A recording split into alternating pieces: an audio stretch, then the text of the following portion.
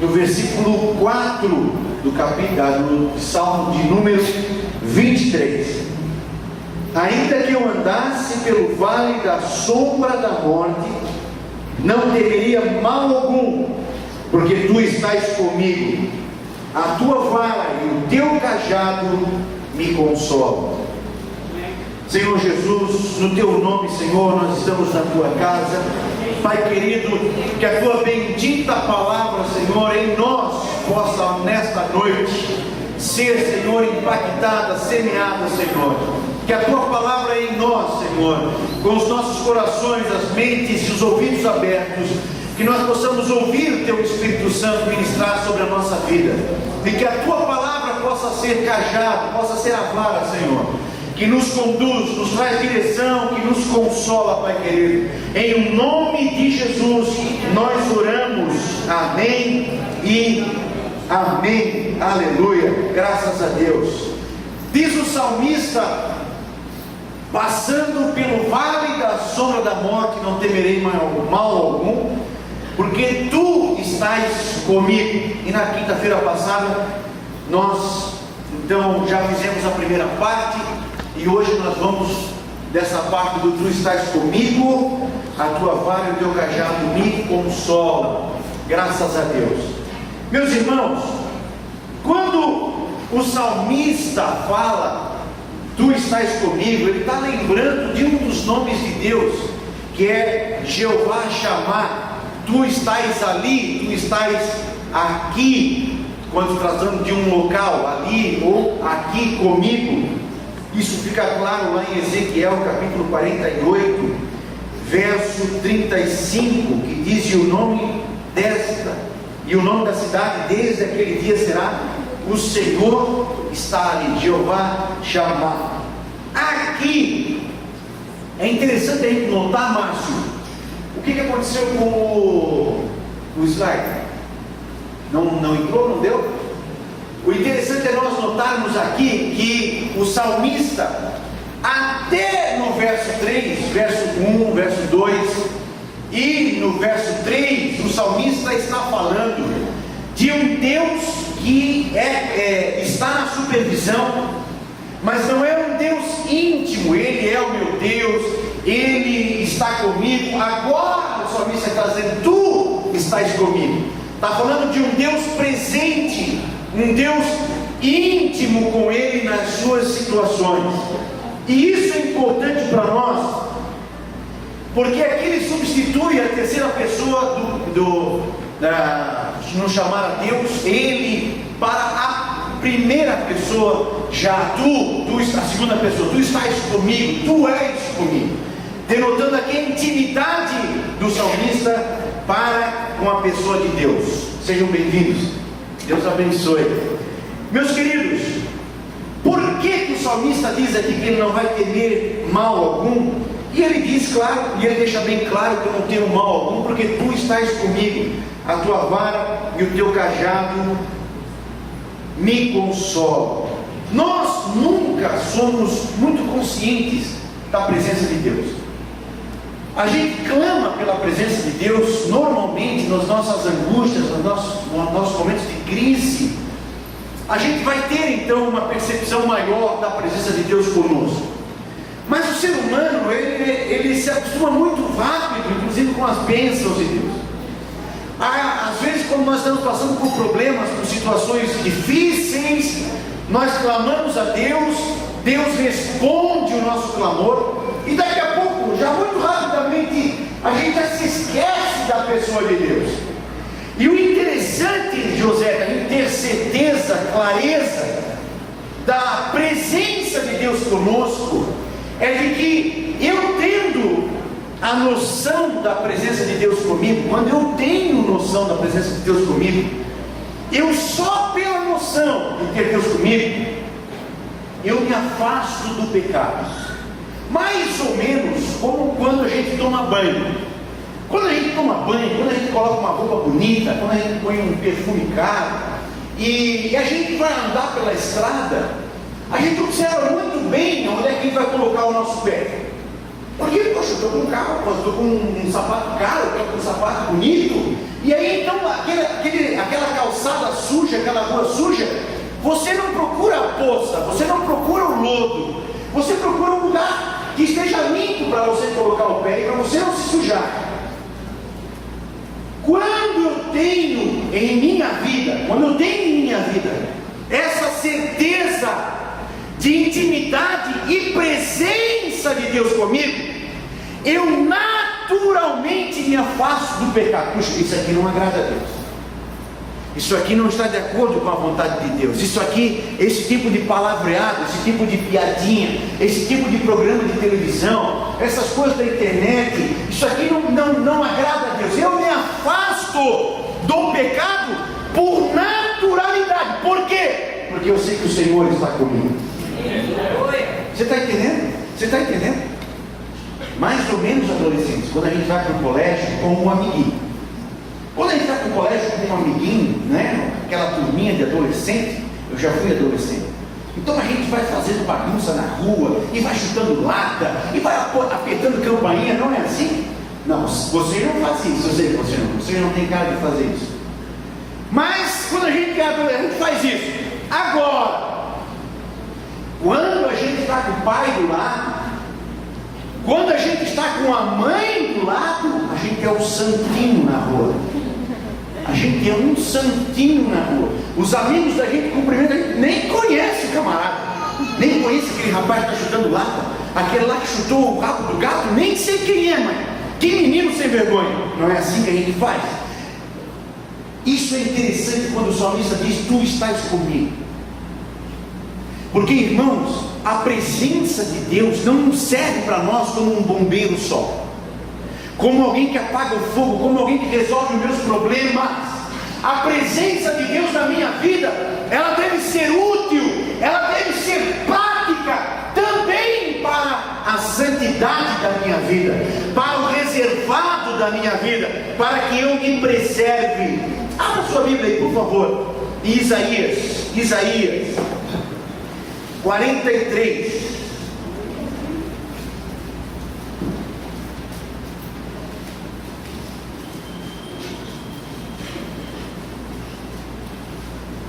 Verso 1 a 3.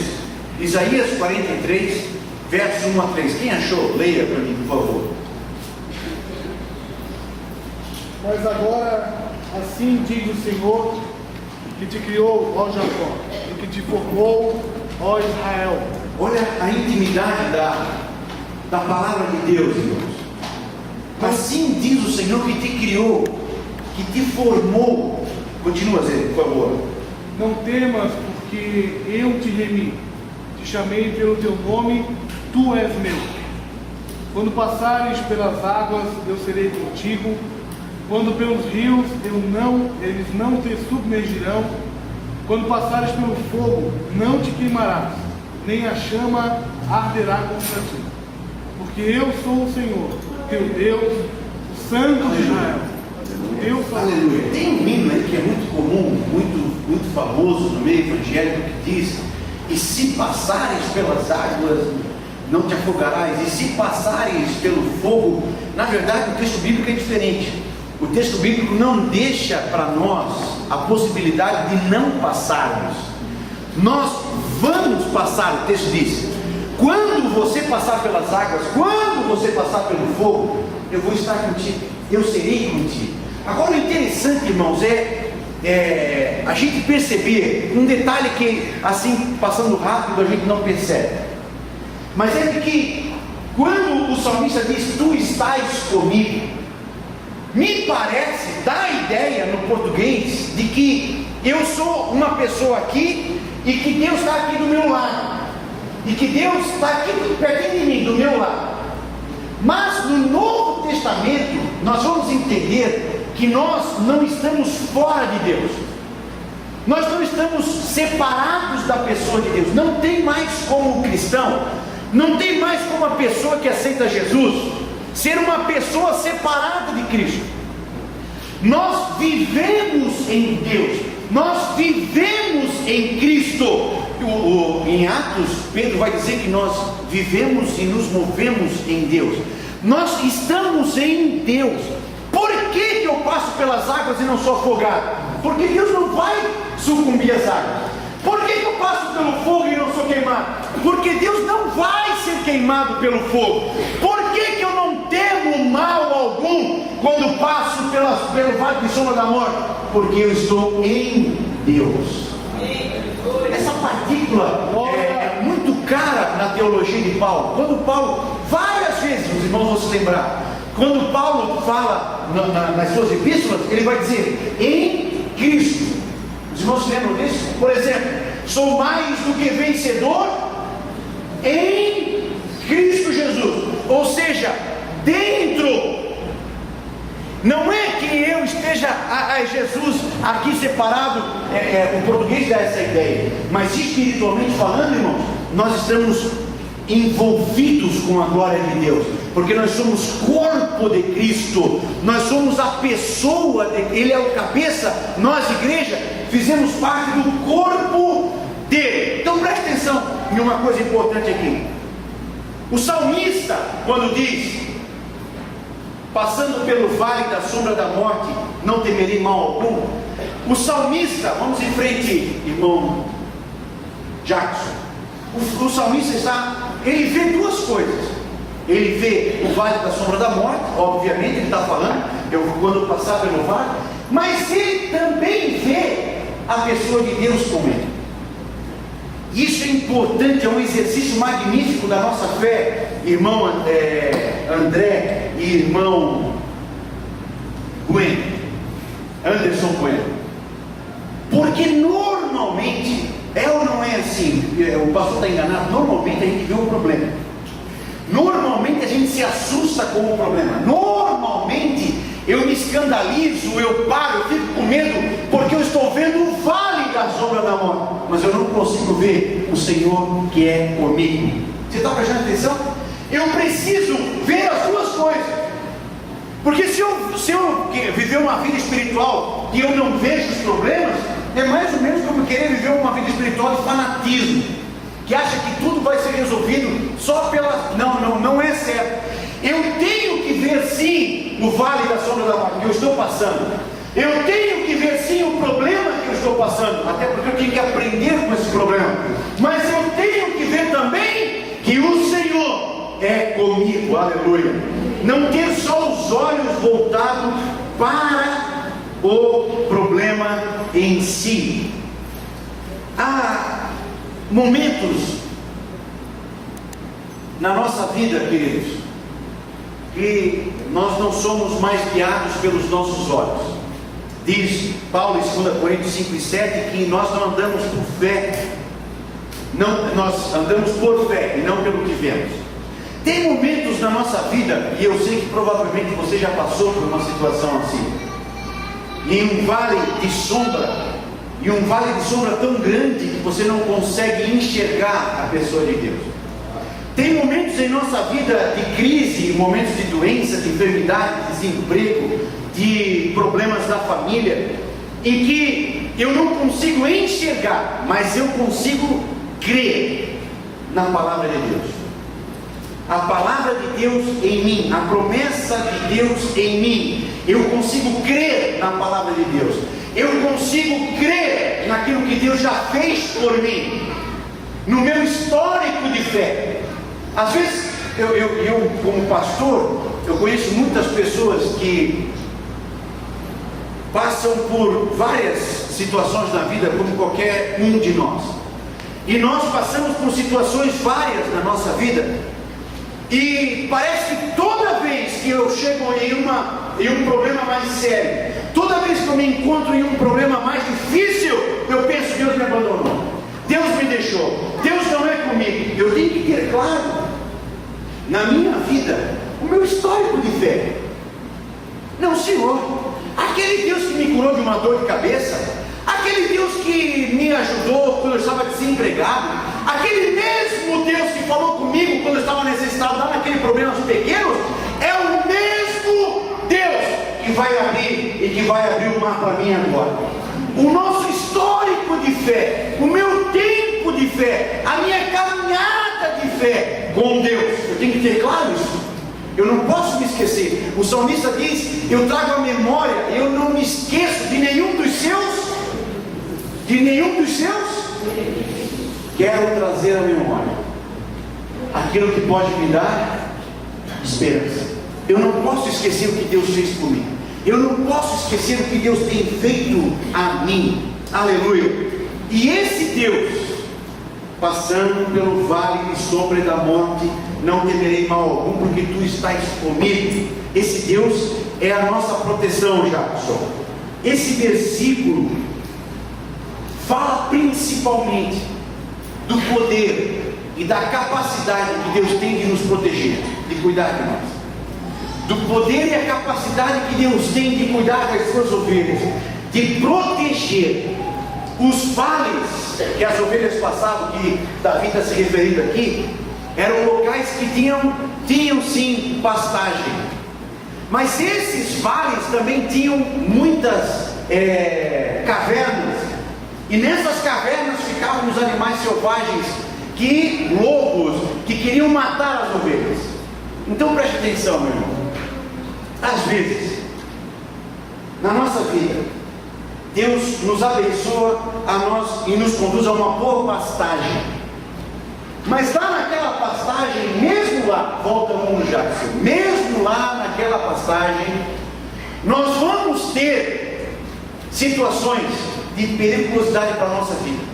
Um exemplo bem rapidinho. A gente está orando, está desempregado, e Deus nos abençoa, e nós conseguimos um emprego, e o salário é bom e tal. Mas lá naquele emprego, vai ter alguém que quer me prejudicar. Não é assim, não é assim. Não é verdade? Deus me abençoa, é uma bênção de Deus. Deus me leva a uma pastagem, mas lá naquela pastagem tem situações que podem colocar em perigo a minha vida.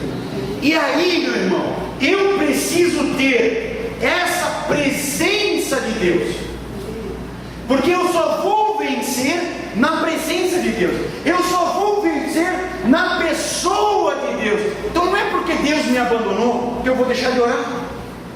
Quando eu estava desempregado, eu estava orando. Quando eu estava enfermo, eu estava orando. Aí eu venho a cura, vem a bênção de Deus do emprego, e eu deixo de orar.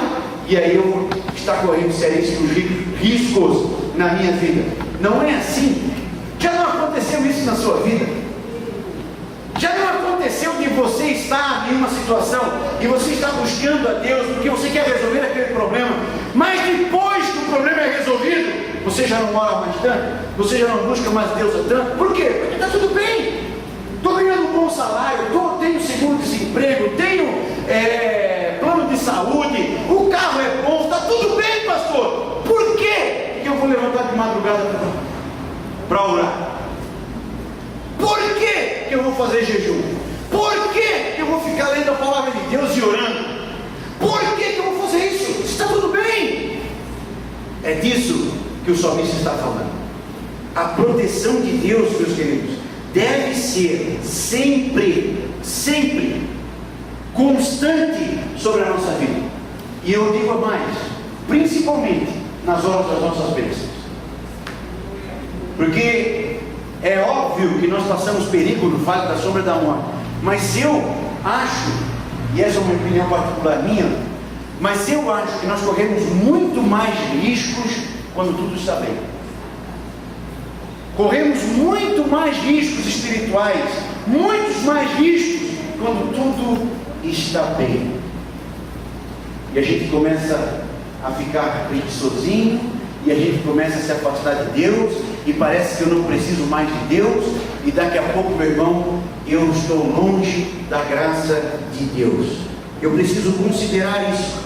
Eu preciso considerar de que diante do vale da sombra e da morte, e em todos os lugares, eu preciso viver na pessoa de Deus. Vamos em frente, Jackson.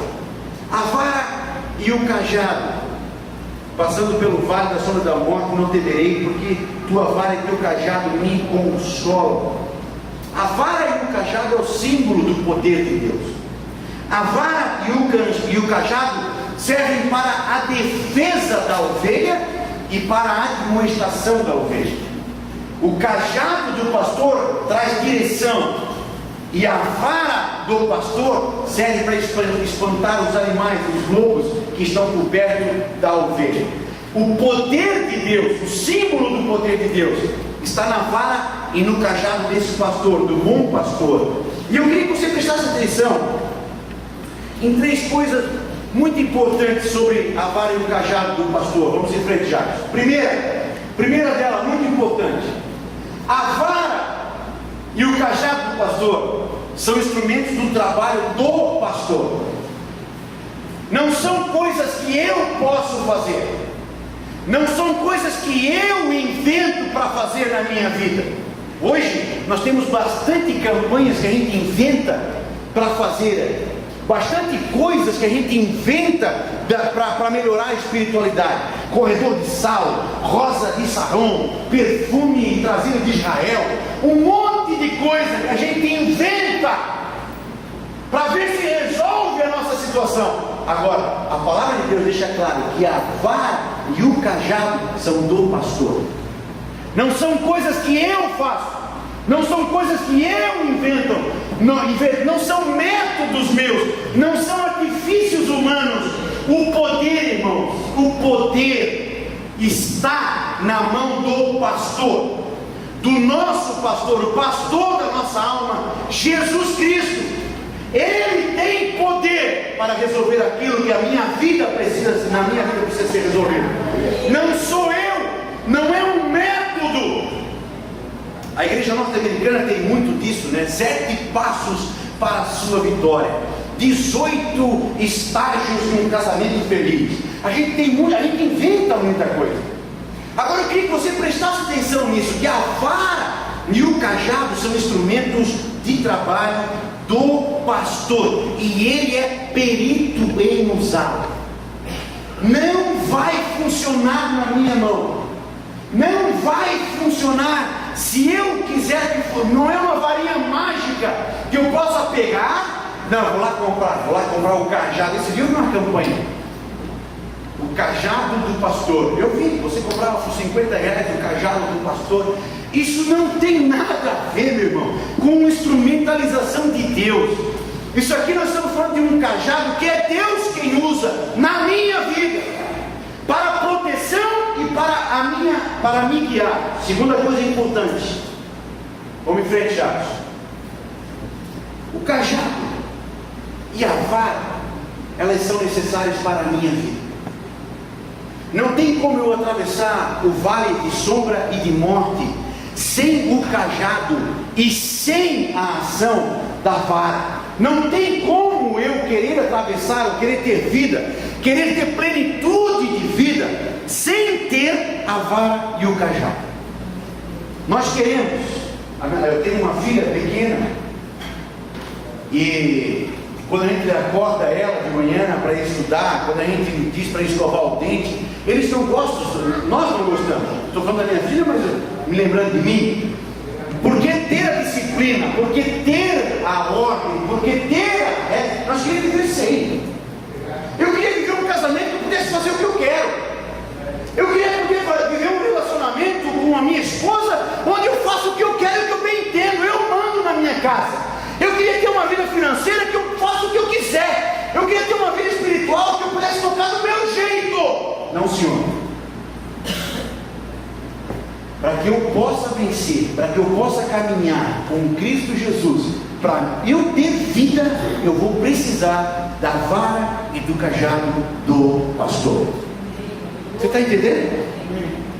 Não tem como eu atravessar as intempéries da vida, não tem como eu atravessar as crises da minha vida, se eu não me submeter ao cajado e à vara do pastor. Não, eu quero, Jesus, comigo tu não precisa usar, pode deixar que eu me vire.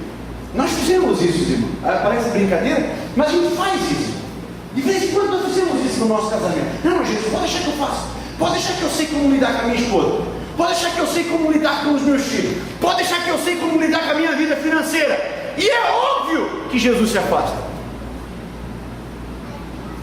Porque se você não busca Deus na oração, se você não busca Deus na palavra, se você não quer obedecer a palavra de Deus, é óbvio, Deus não é um assaltante. Deus não entra na minha vida pela janela. Deus entra na minha vida se eu abrir a porta e deixar Ele entrar. Então Deus vai poder fazer algo por mim. Mas se eu não quiser, Ele se afasta. E aí então eu vou ter o casamento que eu construo, eu vou ter a vida financeira que eu construo, eu vou ter a vida emocional que eu construo. E observe como é que está esse mundão, irmãos. Como é que vai a família? Como é que vai a família que o Congresso está construindo? Como é que vai os nossos adolescentes, as nossas crianças, que as leis, o Instituto e que o Conselho Tutelar está construindo? Como é que está a nossa sociedade? Como é que está? Queridos, são instrumentos para a minha vida. Eu quero ter vida. É bonito a gente vir ao culto e achar, não, eu vou lá no culto, eu vou dobrar o meu joelho, eu vou pedir perdão, e aí então Jesus vai passar a mão sobre a minha cabeça e vai dizer, está tudo bem. Não, Senhor. Não, Senhor. Não está tudo bem. Você agora vai ter que andar no caminho com um pastor que vai te conduzir à vida eterna. Terceira coisa importante que eu preciso saber aqui sobre a vara e o cajado do pastor. Terceira coisa importante, irmão Jackson. Nós não podemos ter os frutos da vara e do cajado do pastor sem o pastor. Porque todos nós, se eu perguntasse assim, irmãos, quantos daqui hoje estão passando por dificuldades e que queriam hoje um milagre na sua vida e serem consolados? Todo mundo vai erguer a mão.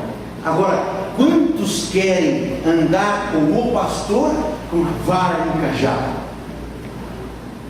Eu não posso ter os frutos que a presença do pastor me dá, a presença do bom pastor me dá, sem o pastor. Mas eu quero as bênçãos, mas eu não quero o pastor. Não é isso? Não é isso que está sendo pregado aí hoje em dia? Não é isso que as pessoas estão buscando hoje? Eu quero as bênçãos de Deus, eu quero as coisas de Deus, eu quero tudo aquilo que Deus tem de bom e de melhor para mim. Eu quero, também quero, mas eu não quero nada com o pastor. A tua vara e o teu cajado me consolam. A vara e o cajado do Senhor sobre a minha vida é o governo de Deus sobre mim.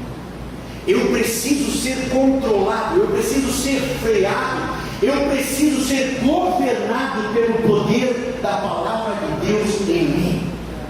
A minha sexualidade, como homem, como marido, eu preciso ter uma sexualidade limpa, mas limpa pelo quê? Pelo poder da palavra de Deus em mim. O meu caráter, eu preciso ser controlado pelo meu caráter, como? Pelo governo do cajado e da vara do pastor sobre mim. Não minta, diz Paulo. Aquele que mentia, não minta mais. Aquele que se prostituía, não se prostitua mais. Aquele que antes pecava, agora busca santificação. Governo de Deus sobre a minha vida. E se tem uma coisa que desde o jardim do Éden nós odiamos, desde o jardim do Éden, nós odiamos, é o governo de Deus sobre nossa vida. Quem descobriu isso foi a serpente. Quando a serpente vai falar com a Eva, e a serpente diz para ela, não, Deus disse assim, não tem nada, pode comer, vocês vão ser iguais a Deus. Opa, eu vou ser igual a Deus? Eu não vou precisar mandar, obedecer, eu vou mandar então, eu vou ser igual a Deus, eu quero isso. Desde o jardim do Éden, nós odiamos o governo de Deus sobre a nossa vida. Qual é a parte mais difícil da fé cristã? Qual é a parte mais difícil? Obedecer. Qual é a parte mais boa? Ser abençoado, salvação, eu vou para o céu, estou feliz, vira a igreja, canta, chora, dá aleluia, pula, dança e faz tudo. Isso não é bom? Claro que é bom. É excelente. Qual é a parte mais difícil? Obedecer. Eu não posso ter os frutos que a palavra de Deus diz que eu vou ter, sem ter a pessoa do pastor comigo. Você está entendendo isso? Busque isso, meu irmão. Busque isso, porque esse é o nosso calcanhar de Aquiles. Esse é o nosso problema da fé. Principalmente nos dias de hoje, que todo mundo, vivendo na sua individualidade, quer ter uma verdade individual. A Bíblia diz assim: não, mas não é bem assim. Isso aí era para o tempo de Jesus, isso aí era para o tempo antigo, isso de casamento homem com mulher, isso não é mais assim, não é o que a sociedade diz hoje. Sociedade diz hoje, irmão, pode casar homem com homem, pode casar mulher com mulher. A Bíblia é um livro antigo, a Bíblia não serve para hoje. E nós dizemos isso no casamento, nós dizemos isso nas emoções, e nós dizemos isso nas finanças, e nós vamos falando isso para todas as áreas da nossa vida. A tua vara e o teu cajado, Jackson, me consolam. E aqui nesse me consolam, você aqui tinha que fazer uma pregação só para essa palavra, me consolam. A palavra me consolam é munaio ou yambalu no hebraico. E ela tem 4 significados muito importantes. Quem tem a Bíblia de estudos com o vocabulário no hebraico aí, ou o dicionário Strong, pode conferir isso.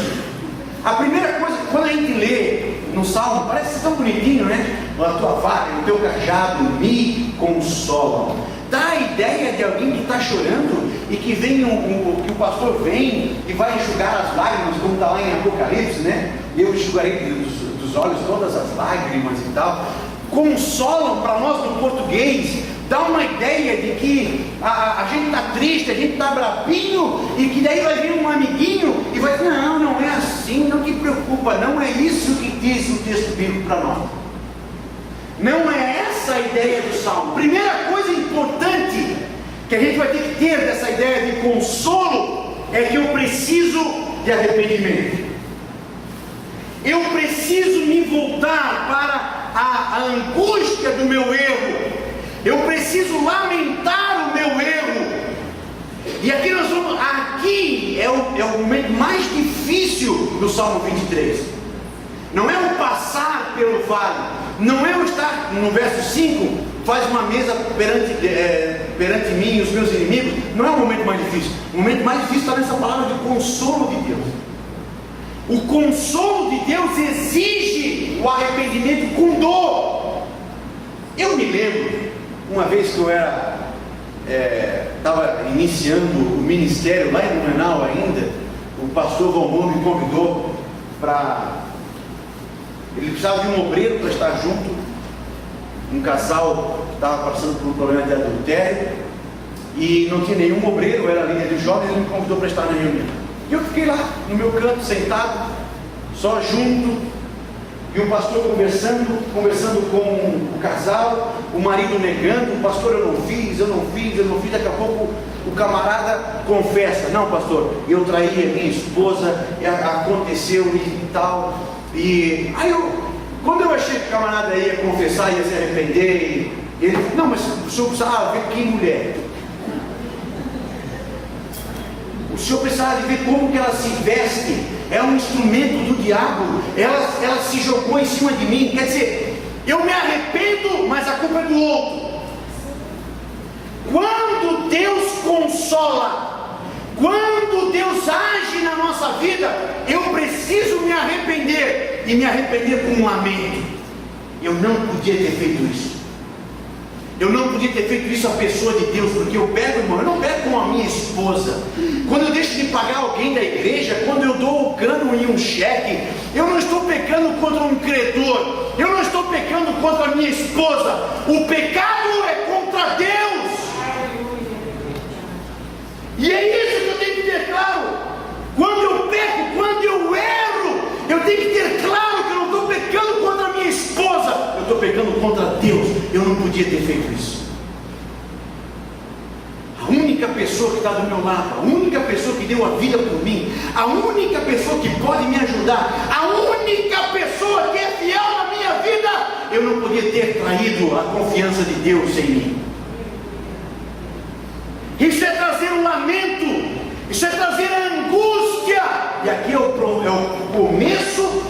processo de consolo de Deus.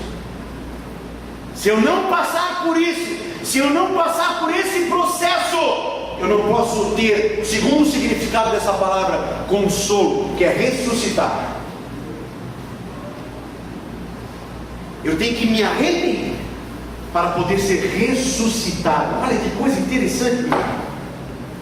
Olha que coisa interessante.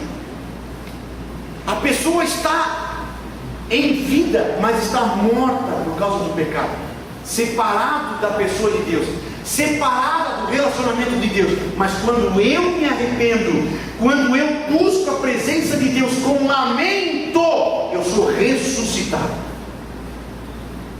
Alguém é ressuscitado e aumento da vida pela respiração e o conforto, o consolo.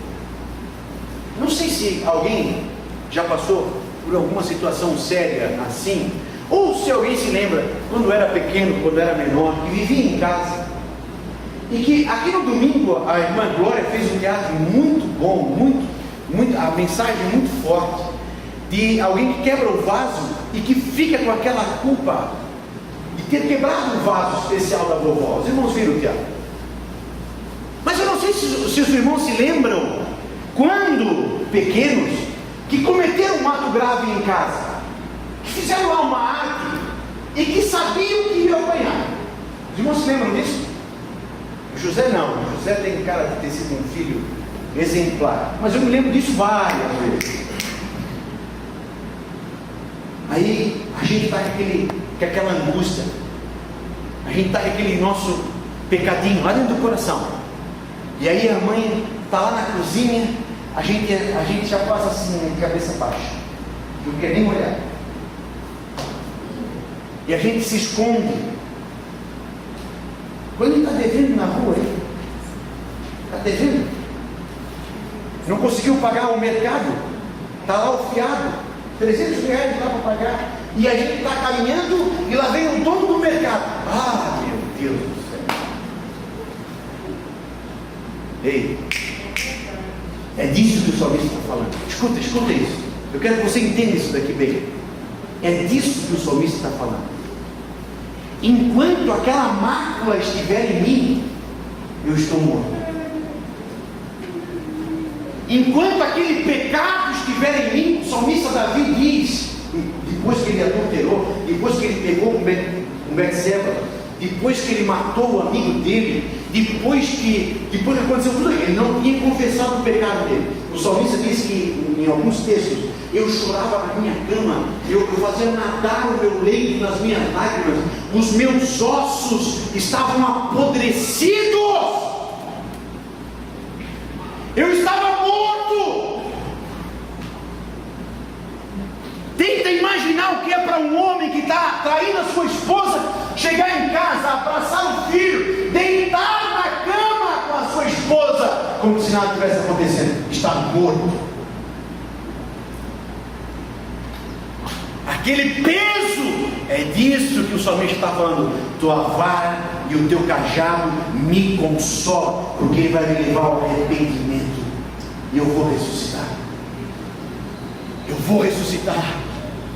Aleluia. O conforto, irmãos, o conforto é quando a gente passa por aquele acidente, a gente olha para trás, puxa vida, eu quase que morri, e a gente respira. Isso é o consolo. Isso é o consolo. A gente passa por aquele susto, um acidente que achou que ia morrer, que ia acabar, e a gente olha, agora nós estamos olhando de trás, a coisa já aconteceu, mas eu passei, eu venci. Aleluia. Esse é o consolo de Deus para nós. Que coisa maravilhosa. Quando eu posso olhar para trás da minha vida, ver a minha vida de pecado, ver a minha vida de maldição, ver a minha vida de tantas coisas ruins, e eu poder respirar fundo e dizer: eu passei, estou ressuscitado. Aleluia. Estou ressuscitado em Cristo Jesus. Paulo vai dizer: nova criatura sou, as coisas velhas já se passaram. Esse é o consolo que o salmista está falando. A tua vara e o teu cajado me consolam. O processo disso é extremamente dolorido. A gente fala aqui, a gente dá aleluia, e parece que é fácil, parece que é bonito, parece que é legal, parece que é moleza. Não é. Não é.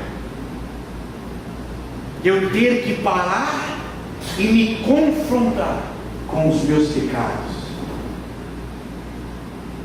Eu ter que um dia sentar na sala da minha casa e ter que abrir o coração para minha esposa. E eu pequei contra Deus e contra ti. Não é fácil, mas é o processo que Deus nos leva para a cura. O teu cajado e a tua vara me consolam. Diz a palavra de Deus que Ele faz a ferida e Ele mesmo sara. Ele faz a ferida, mas Ele sara, Ele cura. Se eu não passar por isso, irmãos, eu não vou ter a cura. Se eu não passar por esse processo de Deus, eu não vou ter como ser curado. E por último, o salmista diz, passando pelo vale da sombra da morte, eu não temerei, porque tu estás comigo. Preste atenção num detalhe, eu já estou terminando, e nós vamos terminar esse verso. Agora preste atenção num detalhe. Passando pelo vale da sombra da morte, eu não temerei. Ele não é um louco. Ele não é alguém fora de si. Por que ele não teme o mal? Por quê? Porque ele é fortão? Porque ele é bonito? Porque ele tem uma funda? Porque ele tem uma pistola? Por que ele não teme o mal? Porque tu estás comigo. Coloque, querido, o teu caminhar. Coloque a tua vitória, coloque o teu alvo na pessoa de Deus. Eu não vou temer, não é porque eu sou louco, eu não consigo enxergar o problema. Eu não vou temer, não é porque eu sou demente e que eu não estou enxergando a situação que está perigosa. Não, eu não vou temer porque o meu pastor está comigo. Aleluia. Aleluia. Está ali o...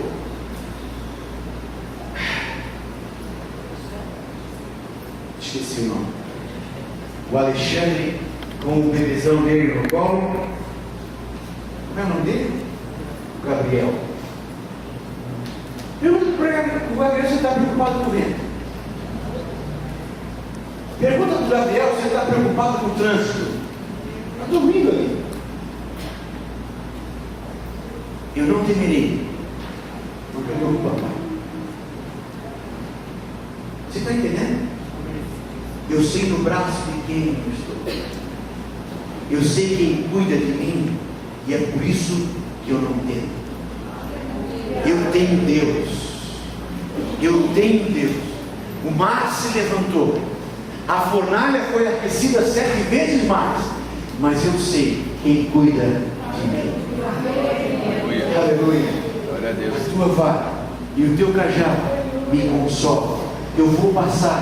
Eu vou viver essa situação, mas eu vou vencer. Abra sua Bíblia no último texto, Salmo de número 118, verso 6. Salmo de número 118, versículo 6.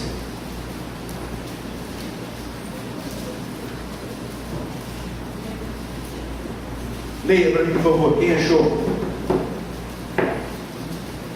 O Senhor está comigo. Não temerei o que me pode fazer o homem. Aleluia. A gente tem que poder dar uma acrescentada no texto, né?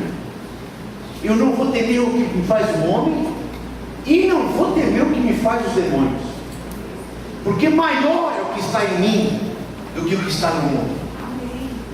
E é isso que eu queria que você levasse desse texto do verso 4, querido. Eu vou passar pelo vale. Diz o salmista que eu caminhar, eu andar, passando pelo vale, eu vou passar por esse vale.